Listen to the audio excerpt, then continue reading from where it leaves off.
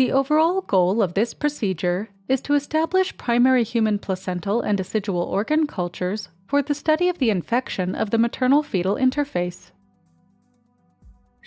This method can help answer key questions in the fields of placental biology and infectious diseases, such as where do pathogens cross the maternal-fetal interface during pregnancy? The main advantages of this simple and efficient technique are that fresh human specimens are used and the three-dimensional tissue structure is maintained in the organ culture. This method can be used to study infections at the maternal-fetal interface. It can also be applied to other areas of research, such as placental development.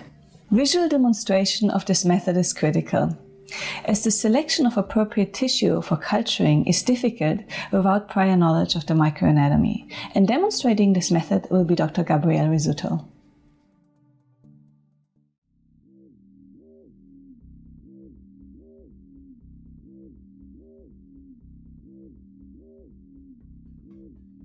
Using sterile technique in a tissue culture hood, thaw extracellular matrix vials on ice.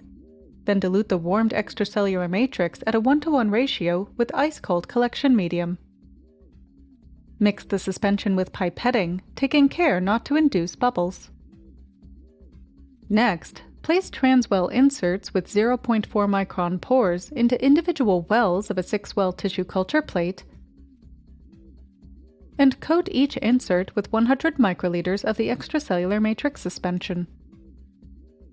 Place the plate on ice and rinse the specimens 2 times in collection medium, transferring the tissue to a sterile petri dish under a dissecting microscope after the second wash.